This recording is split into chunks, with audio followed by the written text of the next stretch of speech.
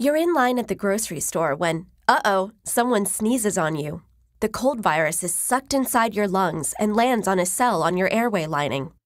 Every living thing on Earth is made of cells, from the smallest one-celled bacteria to the giant blue whale to you. Each cell in your body is surrounded by a cell membrane, a thick, flexible layer made of fats and proteins that surrounds and protects the inner components.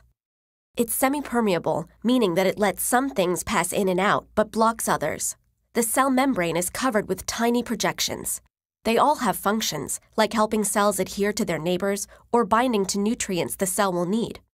Animal and plant cells have cell membranes, only plant cells have a cell wall, which is made of rigid cellulose that gives the plant structure. The virus that was sneezed into your lungs is sneaky. Pretending to be a friend, it attaches to a projection on the cell membrane, and the cell brings it through the cell membrane and inside. When the virus gets through, the cell recognizes its mistake. An enemy is inside. Special enzymes arrive at the scene and chop the virus to pieces. They then send one of the pieces back through the cell membrane, where the cell displays it to warn neighboring cells about the invader. A nearby cell sees the warning and immediately goes into action.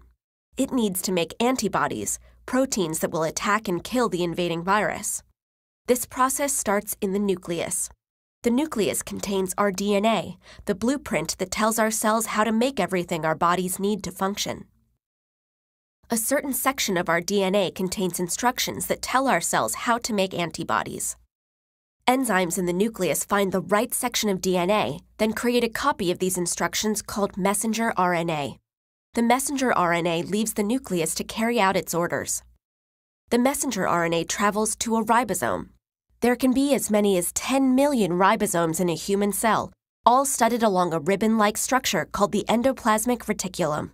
This ribosome reads the instructions from the nucleus. It takes amino acids and links them together one by one, creating an antibody protein that will go fight the virus.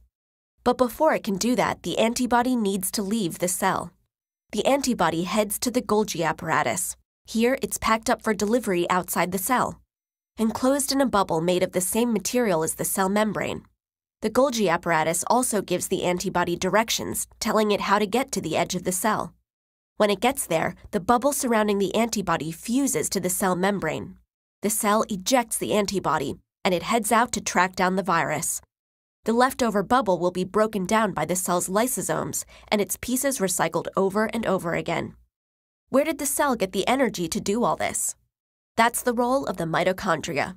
To make energy, the mitochondria takes oxygen, this is the only reason we breathe it, and adds electrons from the food we eat to make water molecules. That process also creates a high-energy molecule called ATP, which the cell uses to power all of its parts. Plant cells make energy a different way. They have chloroplasts that combine carbon dioxide and water with light energy from the sun to create oxygen and sugar, a form of chemical energy. All the parts of a cell have to work together to keep things running smoothly. And all the cells of your body have to work together to keep you running smoothly.